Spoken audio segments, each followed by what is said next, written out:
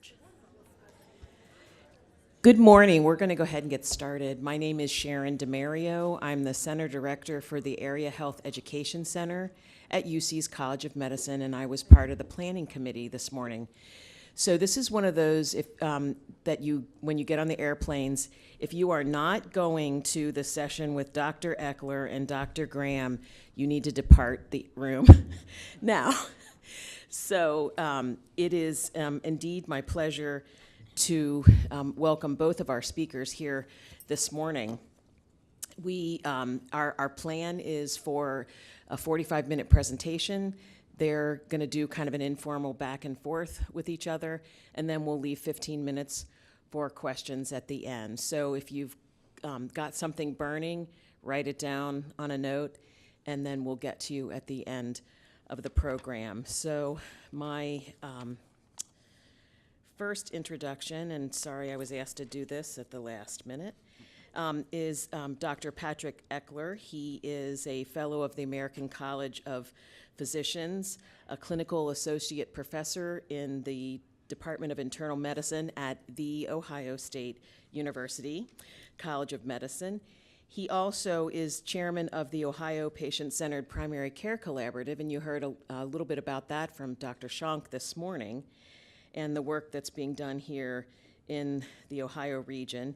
He has received numerous made numerous national and regional presentations, and has also received the designation as one of the best doctors in America several times. Our second speaker is Dr. Margaret Graham. She's vice dean and associate professor at The Ohio State University, and she is the practicing family nurse practitioner, is that? Okay. At the nurse practitioner-led clinic there. She also has received numerous awards and recognitions, and is it says here, of note, our distinguished practitioner and fellow by the National Academies of Practice, and she is also a fellow of the American Academy of Nursing. So I will, please join me in welcoming both Dr. Graham and Dr. Eckler.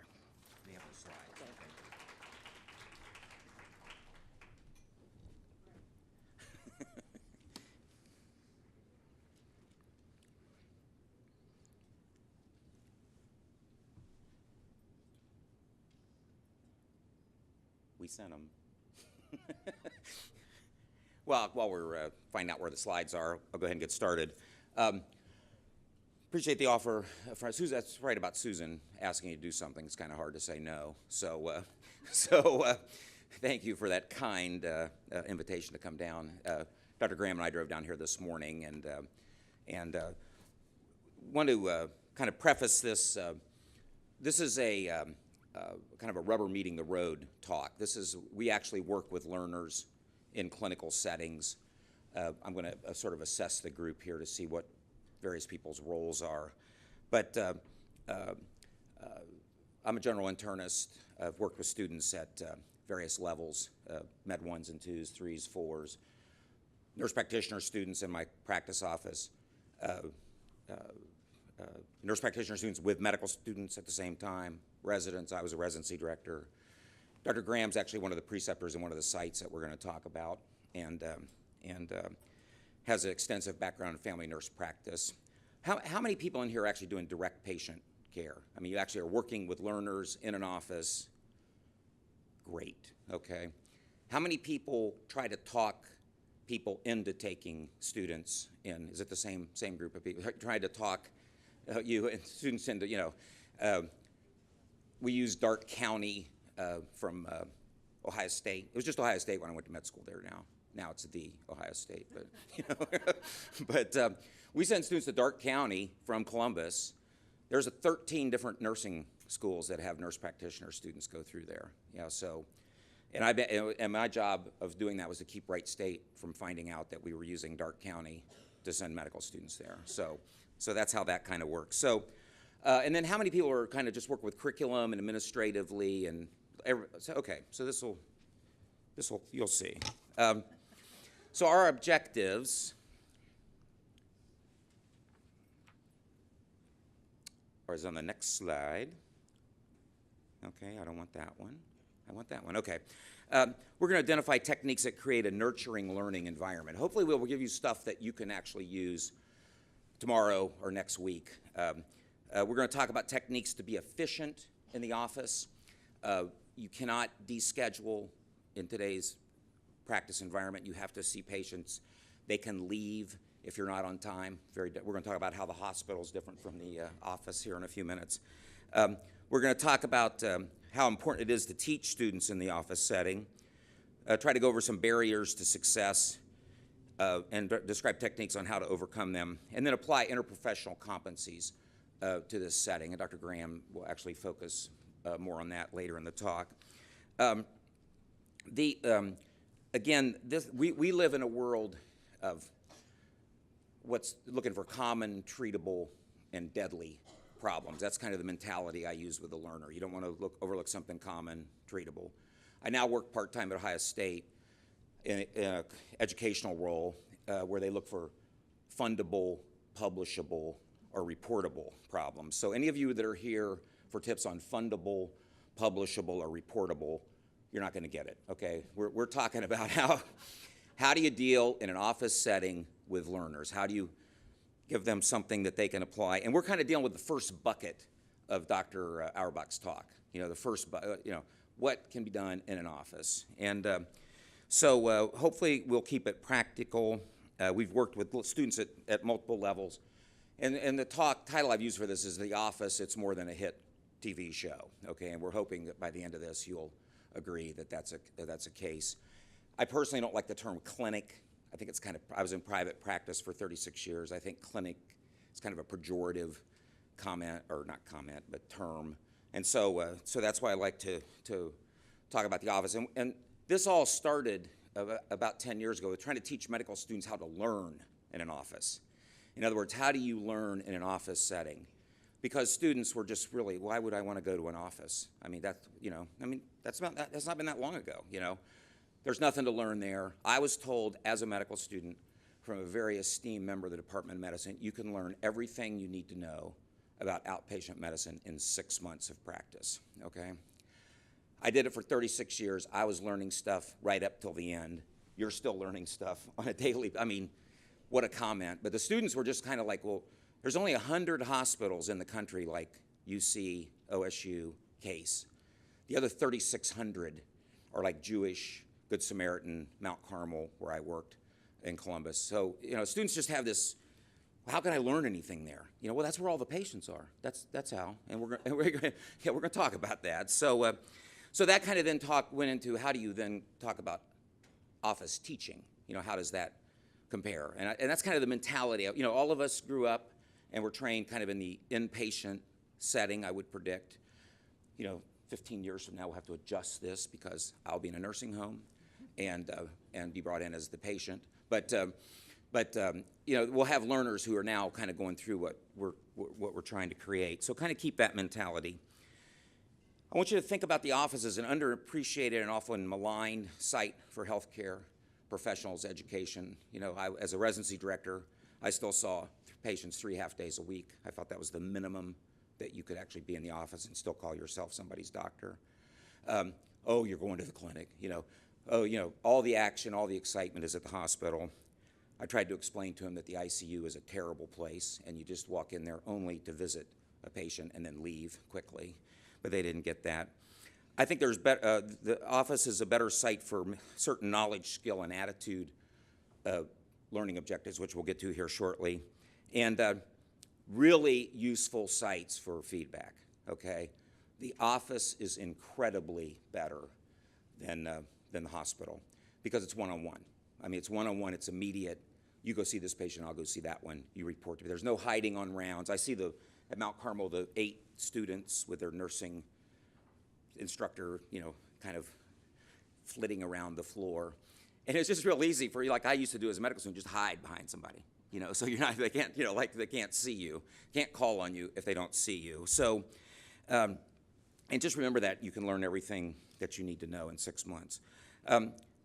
As I said, feedback, one of the basic principles of adult education is giving feedback, very difficult.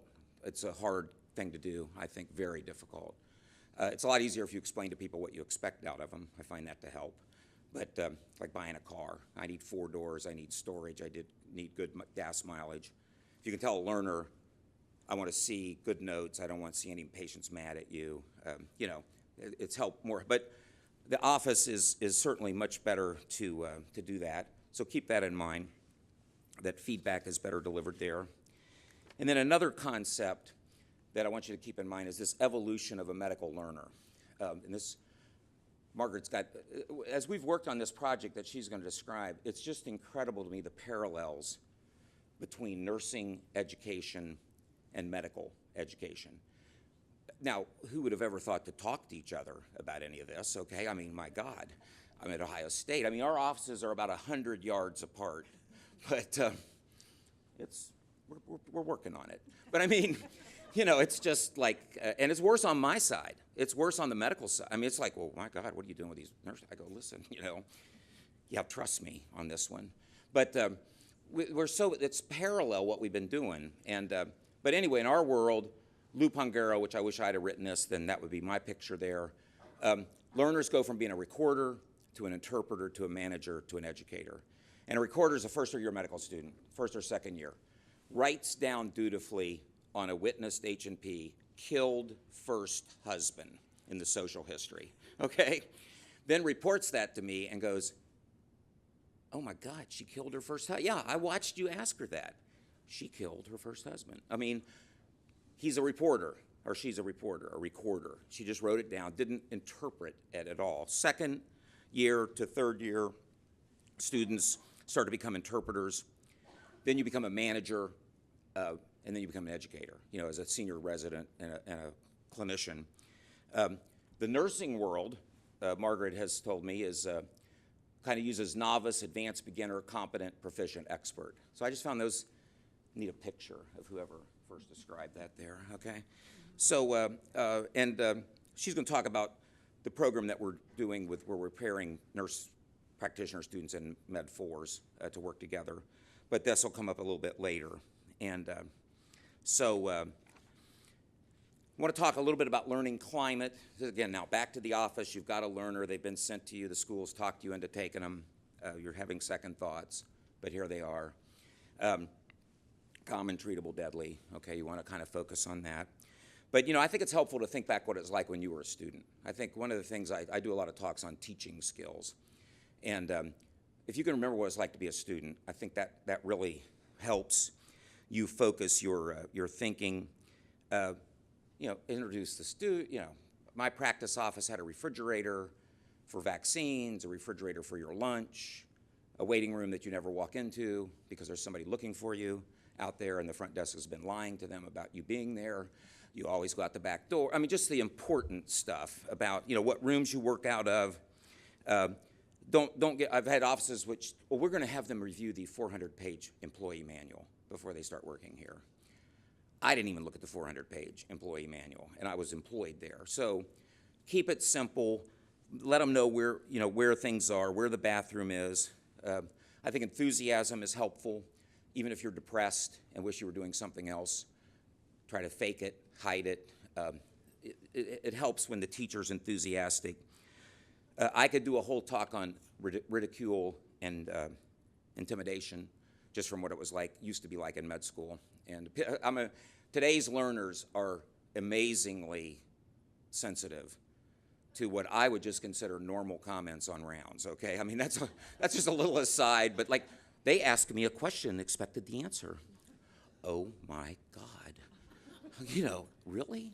You know, did they touch you? Did they hit you? I mean, you know, that was wrong, okay? But it's just today's learner is just, I know, but I'm trying so, well, you know what? Everybody's trying. And you have to say that in a nicer way, but you know what I'm saying.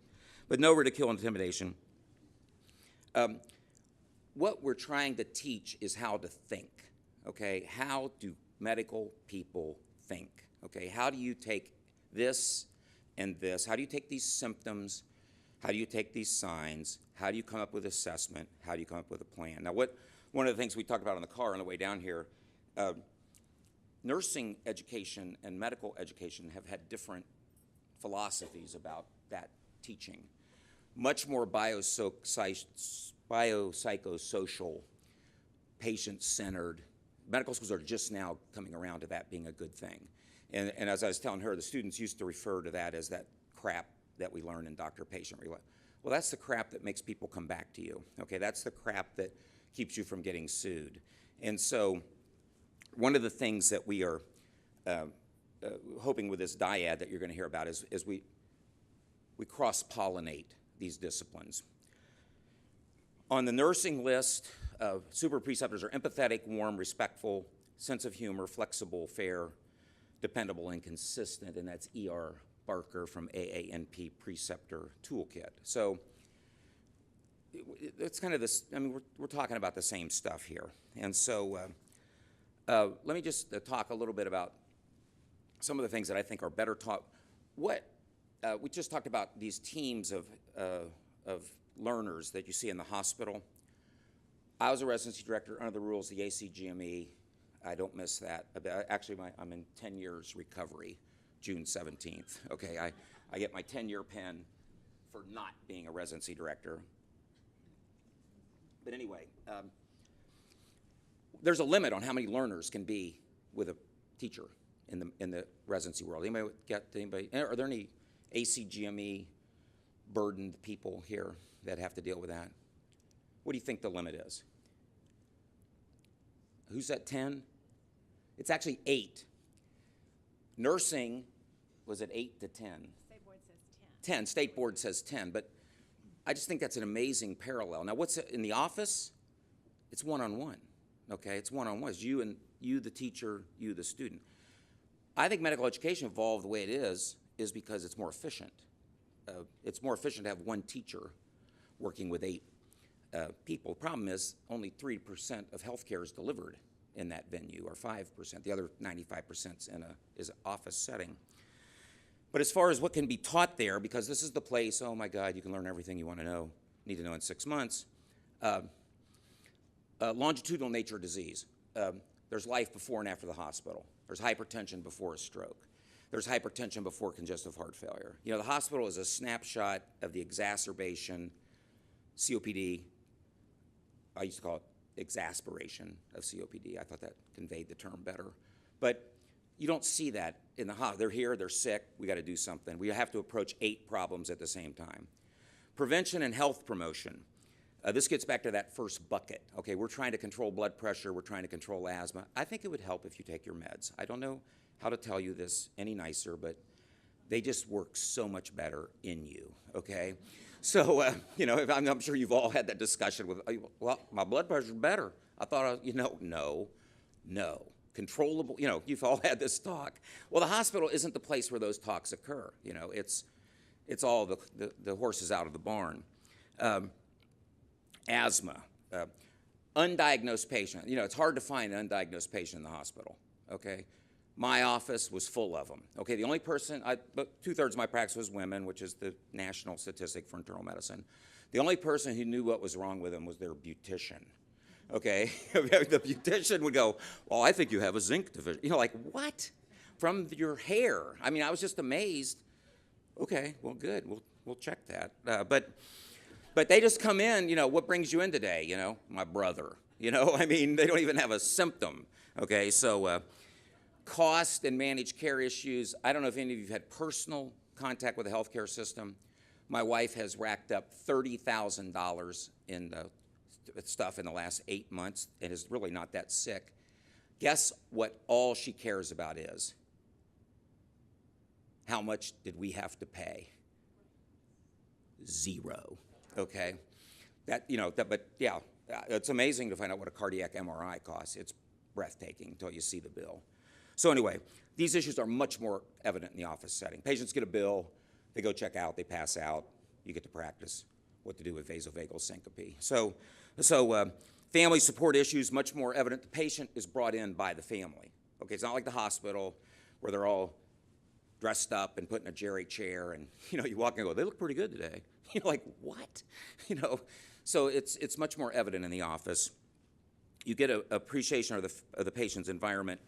And there's other specialties that we teach in the office, that derm, ortho, office ortho, musculoskeletal medicine, mental health stuff that we have to deal with because there's no one, because we have to. There's just no one else that can deal with it. And so, so these are things that, that the office is much better at imparting. Finish through that, but yeah, GYN. My favorite, I did hospital medicine. Trying to do a PAP and pelvic in the hospital is just 2 hours. It's a 4 minutes tops, in the office. So you got to get a room, you got to get a tray, you got to get just miserable. So these are things that knowledge that the office is better at teaching. Skills, provider-patient relations, one-on-one. You got 10 seconds. You got to walk in. If you scare them, they leave, okay? And so much easier to teach that in the office. History and physical exam, focused. You just can't do, you got to focus in on what the problem is. And then problem solving is real world. We cannot look for 8 problems at the same time. We have to look at treatable, deadly, common, since you're at Ohio State, fundable, publishable, and reportable, but we'll settle for the first 3, okay? And so, and then attitude, it's important and fun. I enjoyed outpatient care. I didn't enjoy all that went with it. But the patient's interaction, what you felt like you were doing to help the patient, it's just, there's nothing like it. Hard to describe to a medical student that owes $220,000, but that's a whole different talk. And this LMD, LDO, local MD, that refrain, what is that? Under-trained advanced practice nurse. That was a term I was not. Oh my God, obviously the person referring this patient into the great tertiary or quaternary center doesn't know that Candida ophthalmitis is a common problem. Well, no, it isn't. I've never seen a case, so excuse me on that one. And so there's a lot of derogatory remarks made toward, the referring clinician.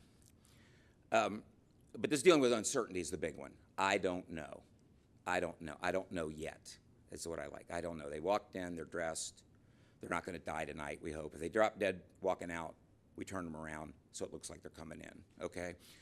Office is different than, yeah, right, I've used that, and patients think it's funny, actually. But I don't know yet. We'll find out. We'll look it up. Resources to look stuff up now is just unbelievable compared to what it was 20 years ago. They have in their knapsack, backpack, an entire library. So just a few comments then about this medical home situation that we're trying to promote, and then Margaret's going to talk about what we're doing in Columbus.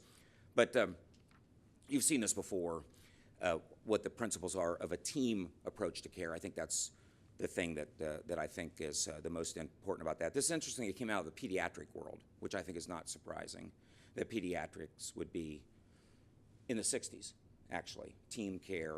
This is not a new concept, but the ACP, AOA, and AAFP have gotten on board. Big team. These are all the people that you may see as part of a team. Patient in the center. I'm sure you've seen slides similar to this.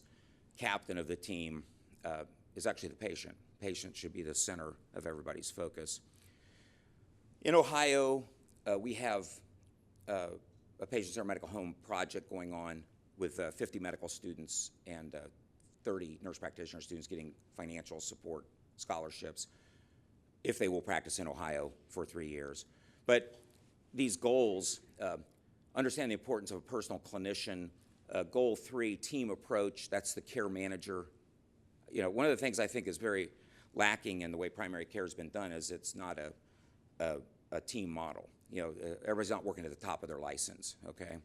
Access is goal 6. My front desk was the biggest problem with access.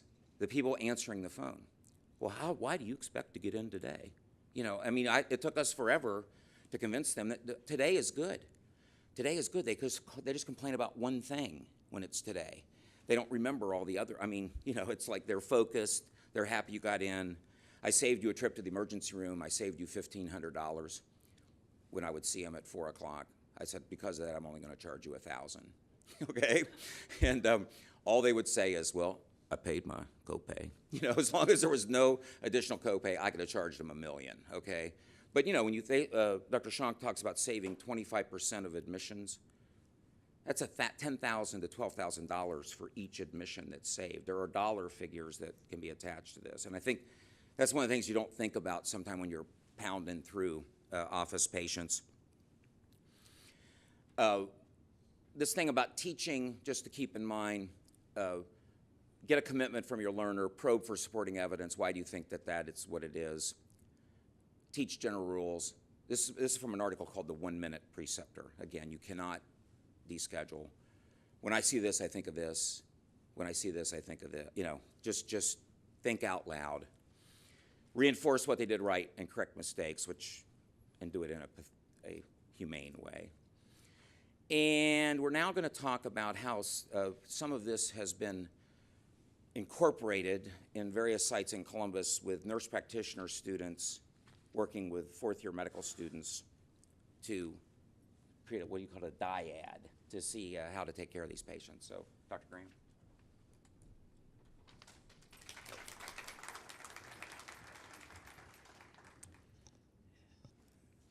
So I think probably most of the people in this room are pretty familiar with the interprofessional competencies that were identified by the leading medical education group, the leading nursing education group, pharmacy, I want to leave someone out, pharmacy, medicine, nursing, public health, and there's a fifth one. So in 2011, these groups came together that were in charge, like AAMC, American Association of Colleges of Nursing, the pharmacy group, and came together and decided what are the competencies that the students need to have in order to deliver interprofessional care. So since 2011, I think those of us who've been dealing with education of health professionals have been very aware of these competencies and have been figuring out how do we get these competencies and how do we get our students together. I don't know about you and your program. We've done a fairly good job of having courses together, didactic courses together. So we can get medicine and pharmacy and nursing and public health, social work, the different disciplines together. At Ohio State, we have 7 different colleges, health science colleges, and then in addition to that, we have a lot of other programs like our licensed professional counselors. So we have an opportunity for many, many different health professionals to come together. So we've done, I think most programs have done a good job of doing didactic together. But how many of you have your students out doing clinical together? That's true. And that's true across the country. And why do we not have our students doing clinical together? It's not because we don't think all of these competencies are important or that we don't think that, values and ethics and interprofessional practice. We say the way to deliver primary care is team-based care. That's what is expected. But how many of us are educating in silos when it comes to the clinical part? We have, as Pat says, we are 100 yards apart, but you have to have a key to get through the door to get from his office to my office. We're very disconnected. We educate in silos. Some places across the country have been able to develop and build their health sciences colleges in the same place, and they've been able to have cafeterias and lounges and places that the students can interact in outside of the classroom, and that's been very positive for this team-based care. So there were 4 of us who came together. I mentioned to the Associate Dean of Medicine one day, we need to make sure that we put our clinicals together. And so he told me I should be meeting with Pat Eckler and Doug Post. So our academic dean in the College of Nursing, Cindy Anderson, and I started meeting with Doug Post and Pat, and we started talking about how could we put together a clinical experience for our students. And I'm going to tell you a little bit about that before, let me just go to the next slide here. Okay, before I get into that HRSA grant, I'm going to tell you a little bit about that. So last January, the 4 of us got together and decided how can we put these students together and how can they have the same clinical experiences? And we decided to go with 4 dyads, 4 groups of nurse practitioner and medical students. And we chose third-year nurse practitioners who were in their final semester. This was January. They were going to graduate in May, and fourth-year medical students. We thought that would be the best match. And I don't know about you, but for many of us, trying to decide where is the best level, if you're working with undergraduate nursing students, and if you're working with medical students, I mean, it's always been kind of a challenge. Where do we match them? Where do we bring the pharmacy students in? Where do the social worker students come in? Do we use undergraduate social workers? Do we use graduate social workers? So we decided to go with fourth-year med students and nurse practitioners in their final clinical experience. Then the next thing we had to do was identify a place for them to do clinical. How many of you pay your clinical preceptors? No one. So, and do you have difficulty getting your students placed in outpatient care? Yes. And why is that? It costs them. They can't see patients as quickly, although Pat will tell you that they can because of his teaching almost as quickly. So it costs the provider when we're asking them to take a student. And why is another reason? Space, right? I don't have space. We don't have that many exam rooms. If you have a student here, that will take up an exam room. So those are two reasons that we get. So now we're going to ask them, we don't want you to take just one student, we want you to take two. And so guess what they will say? That's twice the work. That's twice, but it's not, because here's what we said. We want those two students to be joined at the hip. We want you to tie them together when they get to clinical and when they get into your practice, and we don't want them to leave each other. So we are not expecting you to have two patients for them to see. We want you to have one patient for them to see.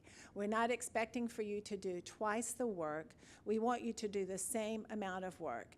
And as you're working with them and you're going through the differential diagnosis, we want you to think out loud. And that's what Pat keeps saying to the people, the preceptors.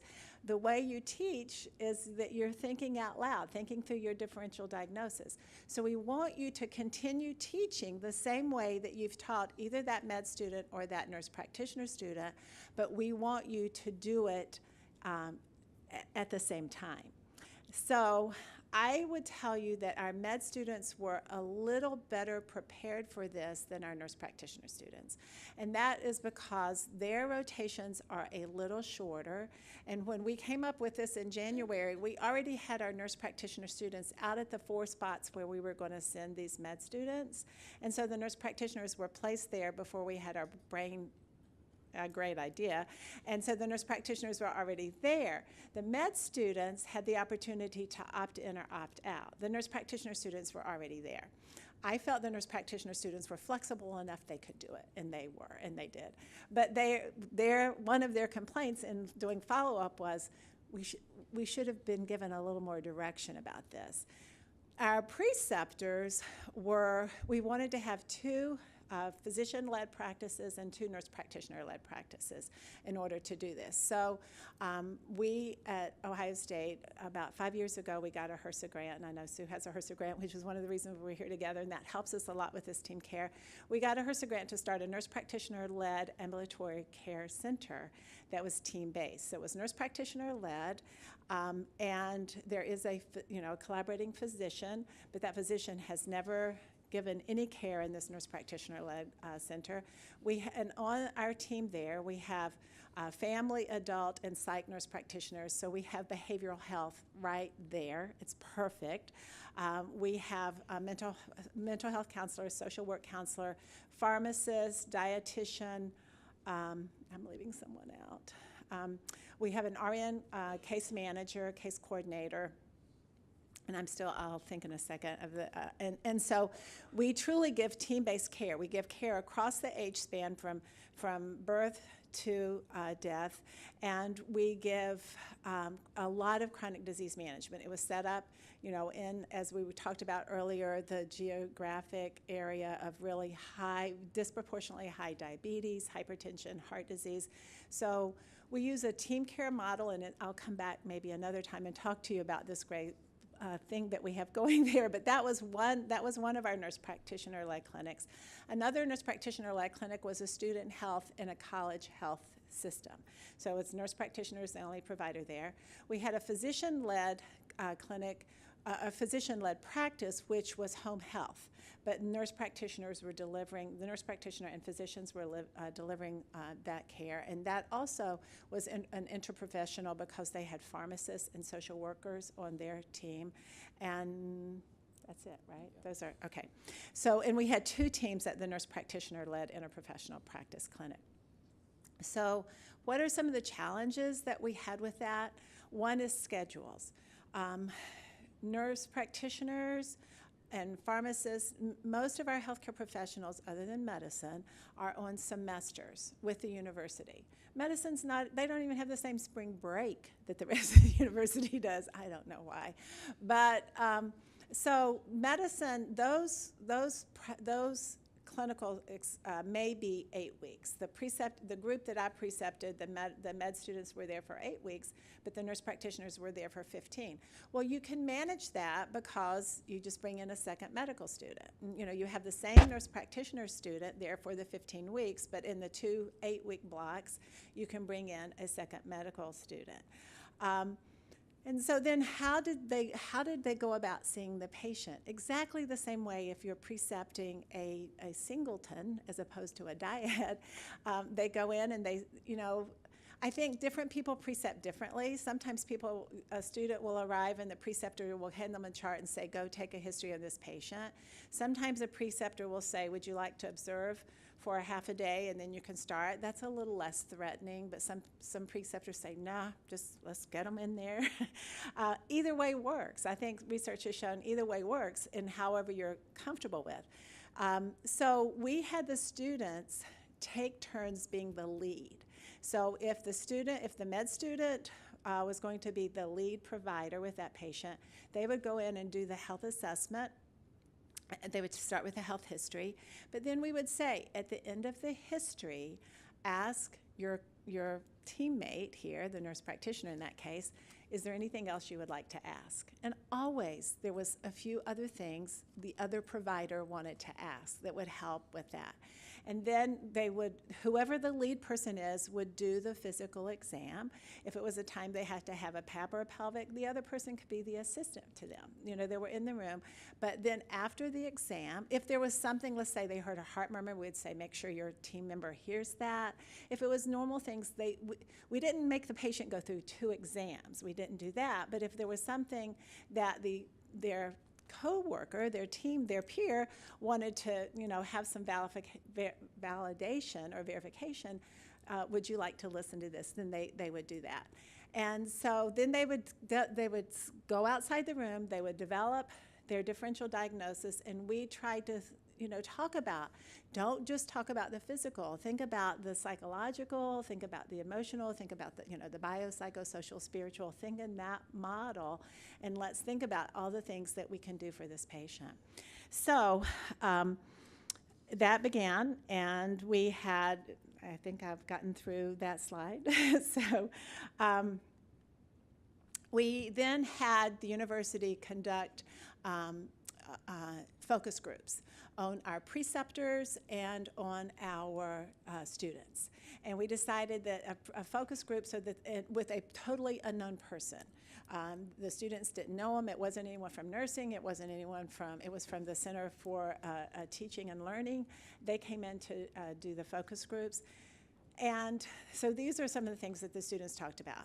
They really learned a lot from each other, so much. And one of the things that they had a much better understanding of the role of what that student does in the outpatient setting. That they saw how the group presented cases differently.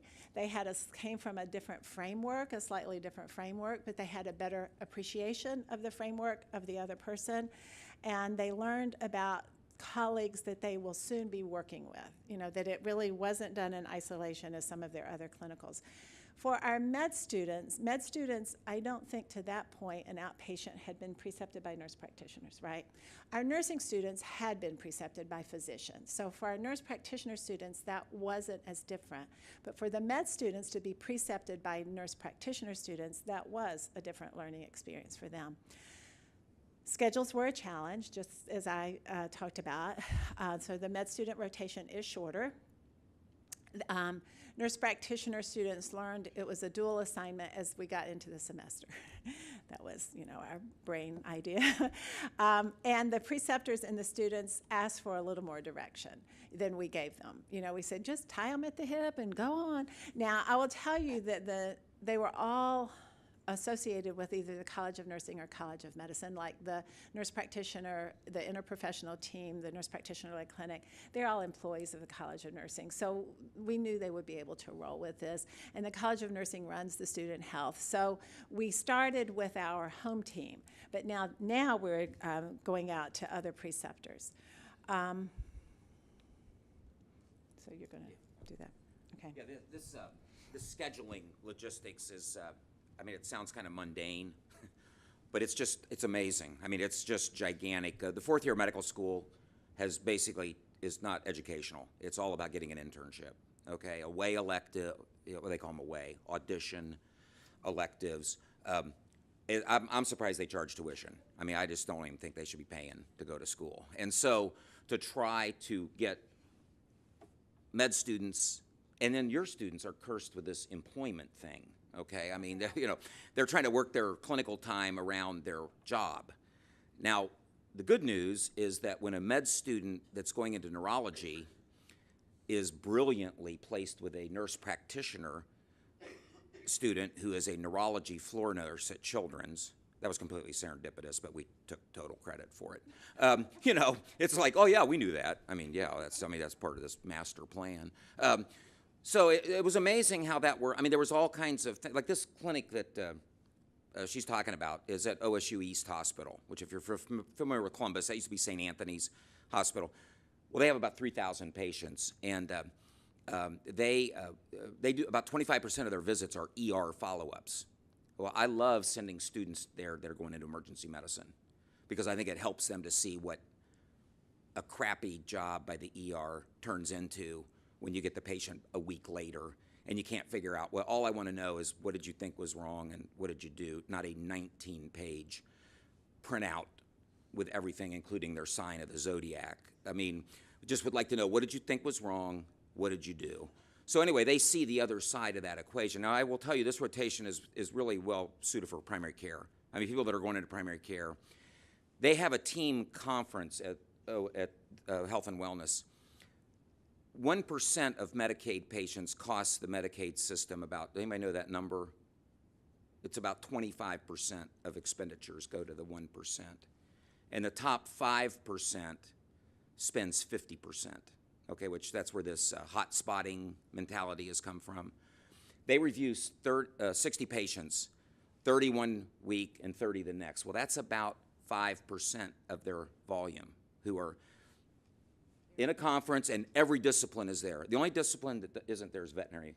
We actually have a vet school, too. That's one other. Ohio State's got every discipline. The Ohio State has every discipline in healthcare. But they go through 30 patients in an hour. If any of you that wonder if you should be retiring from practice, just go sit in on this, and you'll go, oh, yeah, good idea. Because I just left. I went and watched it. I went, whoa, I'll be a teacher. So anyway, let's just finish up here. But yeah, and now next year we've added a federally qualified health center to our equation, and there's 10 months that can be signed up for. 8 of them have been scheduled because it's in Columbus. That's one big thing. They don't have to go to Greenville, and so that's going to be big. And then this health and wellness has more students scheduled. So we think this. But it's been a very interesting learning, and the students love it. They learn from each other. They're going to be working with each other when they go into practice. They understand that, I will tell you. The learners get it. But it's just a matter of us trying to figure out how to make it happen. So I just want to finish. When you're working in your office, you're trying to convince people to work in the office. You want to try to stay reasonably on schedule. I think patient selection for a learner is important. Not every patient's created equally, if you know what I mean, for the educational environment. But pick your teachable moment, make your point, and move on. So many people have this hospital mentality. Well, let's go to a conference room and we're going to talk a little bit about. No, we're not going to talk about any of that. We're just going to talk about what do we need to do to get this patient moving forward. Don't lecture. Think out loud. We've said that a bunch of times. Hypotheticals, what if they have insurance, don't have insurance, have crappy insurance, can get this med, that. Those are things that you can quickly do. War stories, I think, are great. I did that once. Didn't work. You don't need to do that. You don't need to put them on 2 nonsteroidal anti-inflammatories at the same time by mistake, because the bleeding was just unbelievable, and so they learn from your mistake and keep it simple. I think that's one thing. We try to make it too complicated sometimes in the office setting. And I don't know yet. Learners need to hear that people that they respect, and they just don't know. I don't know. We'll look it up, We'll look up Haiti, diarrhea, and malaise, and it's dengue fever. And I had a first-year medical student go in and look like she had invented the disease. When 10 minutes later, well, we think it's type 3 dengue fever, which is the put your doctor voice on, go in there, and make me proud. And so I didn't know, but we found out. Here's when I had students in the office, I wanted to emphasize, patients are people. I had trouble at the hospital sometimes realizing. They just don't. We dress them up in gowns. We hook them up. We tie them up. It's the office. They're people. They're not diseases attached to people. They're not hits. They're not dumps. They're not bounce backs. They're not. Any of you got a hospital experience? You've heard all these terms. But there's much worse ones. They're just not notes you have to write. They're people. They're there for care. They're your regular patient. Life before and after the hospital, acute care setting. 3% of healthcare is in that. Maybe 5%, depending on what kind of mood I'm in. But I got 98% there. People with multiple illnesses may do quite well. They're under control. They're compensated. They've got a big, long list. Student goes in, the guy goes, I had tea time at 4. Where have you been, So they need to see that. They need to see the challenge, the fun, getting to know people. Students, I was telling Margaret, students go, how do you know these patients so well? I go, I've been their doctor longer than you've been alive, okay? So that, and so that would put it in perspective. Everyone needs a provider. I wish I'd have called this the patient-centered medical home 20 years ago, because then it would be named after me. But the amount of time and money that could be saved by everybody, you don't need a $1,500 whatever. How about you take this and come back next week? Think to your own, just how many times over and over you see that. It's okay not to know everything. Tell whoever you work for, the student, that we went over these goals regularly. So if you're from Kettering or Wright State or wherever you're from, just go, oh yeah, they went over this stuff all the time. The objectives, And I have this on a t-shirt actually, which I didn't bring today, but your patients are more interesting than you. This is for outpatient coercion to get people to work with learners in the office. They type, well, you say write better than you. Now it's type better than you, key, but whatever. No PowerPoint to prepare. This is my favorite. Patients have someone to talk to when you're 1 hour behind schedule, okay? You just put them in there and they go, oh yeah, Dr. Eckler never listens to any of this stuff. I'm so glad you're here, And they would come out and I would tell them right off the bat what the first complaint was. I go, we're ignoring that. What was next, You know what this LMD, LDO mentality, you're smarter than you thought.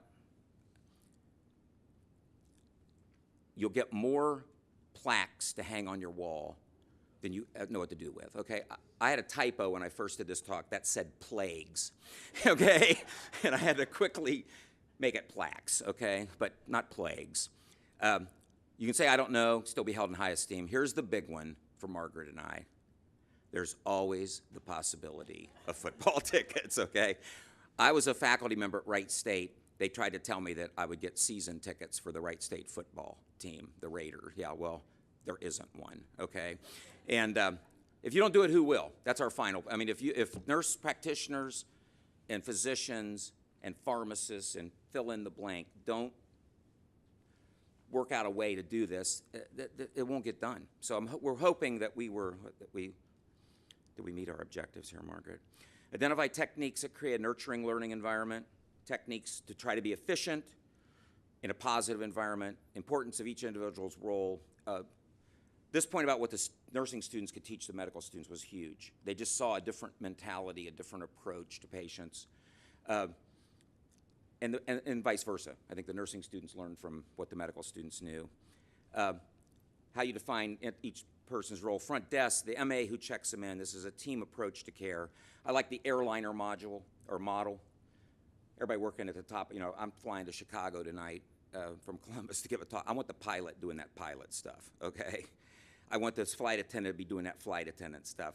I had some days in practice where I felt like the lost baggage clerk down by the belts where the bag, you know, I wasn't working at the top of my handicap parking card. I love filling those because it's easy in Ohio on a prescription. Thank you. But all this other stuff, you want people working at the top of their license and recognize barriers to success. And the big one's time. Time. I mean, I just, you know, as all of you know. So that's the end of our scheduled presentation. We do have time, I think, for a few minute questions. Okay, we do. I'm told by the woman here watching her watch. But thank you. So any questions, comments, observations? Yes. Why did you choose Med 4s instead of residents? Was there a choice in that? Hi. Choosing medical students in their 4th year as team instead of looking to partner with the residents. I mean, because I work at the med school, so I don't have a residency that I can So it was access. tap into. Okay. She's at the nursing school. Okay. I think that's another opportunity. I've actually had nurse practitioner students working with medical residents when I was in practice. Mm-hmm. I mean, that can be done, but it's just the areas that we work in. Now, family practice residency would probably, we would, the place that this health clinic will be sending people to has residents there. So that may be, but the idea is if you can double up learners Okay. to create a good learning environment. That's a good idea. But you thought the medical 4s, was that a better situation than tying them with a resident? That's what we did. Yeah. I don't know if it would be. Oh, Any- in my any experience, any I thought thoughts on that? I thought it was about equal. I mean, Equal, okay. I think it worked really well to have them. I think when we think about it, they're both kind of pre-licensed, and so on that we thought they were the same. They're the same type of student learner, and so that did work well. I've worked in other schools where we have had nurse practitioner students working with residents, and that works well too. But kind of their goals are a little bit different, I think. So you think, and conceptually, the Med 4 is really a better fit. Well, the other thing I think we have to think about is we were looking for clinical placements. Yes. And so residents are placed, you know, for the Yes. most part. And we want to get as many students in ambulatory care as we possibly can. And so we were doubling up. We were trying to maximize the number of preceptors that we have who will give good opportunities for ambulatory care experiences for primary care for our Okay. students. Great, Yeah. thanks. Now, I'll tell you, in a medicine clinic, nurse practitioners are huge. Okay, that is a very helpful phenomenon. I think Dr. Warm has nurse practitioners. Cincinnati has a very innovative internal. They do 13 months of actual outpatient medicine as an internal medicine resident. They don't. The problem with residency training is the hospital still rules. Okay, the hospital is king. The hospital is the dog wagging the tail of the resident's life. Eric Warm has said that's not good. We're going to stick them there for 13 months. They actually get continuity. They see life before and after the hospital. Nurse practitioners are part of that, which I think is great, because most of these practitioners will be working with nurse practitioners when they go. But I think you could put a nurse practitioner student there. Now, undergraduate nursing students would not be good, and third-year medical students would not be, because they haven't been through everything yet. I mean, the third years have been through the whole spectrum. The 4th years. I mean, the 4th years have been through the entire third year, correct? Another question? I want to say that I love the concept of pairing up, disciplines with each other. I teach in nursing programs, and I decided quite a while ago that I was going to pair up my students for their traditional clinicals, because having 10 students in a rotation, I just didn't feel like my time was effective, and I didn't feel like I was giving each of them as much attention as, what I could. So I decided to pair them, and I did exactly what you're talking about. One does the history, one adds extra questions, one does the assessment. They both listen to all the abnormals. And what I found in the clinicals, I could teach more. The students definitely learned more. They learned to work with each other in a more professional way. And sometimes I even, went to the point of pairing up students that didn't even speak to each other before clinicals because of personal issues. And I said, in the real world, you have to learn to work together. So it gave an environment to actually work through, personal areas in their lives that was very effective too. So I am all for pairing. I think it's wonderful. Other questions? There's a Beck? question over here, I I think. think we have a microphone.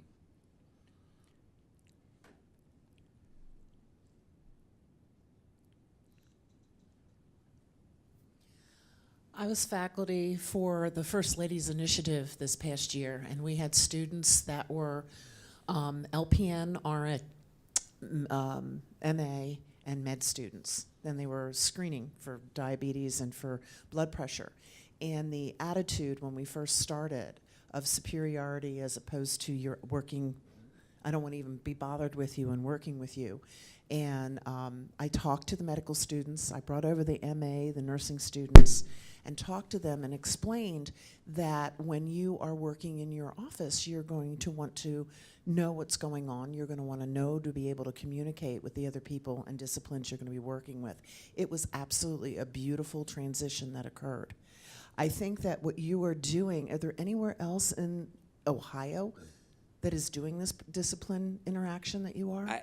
I can speak for the med schools. I don't think so. I think it's essential. It was an absolutely beautiful transition in the 6 hours that we were doing this, into seeing the difference in the attitude, the cooperation, the professionalism.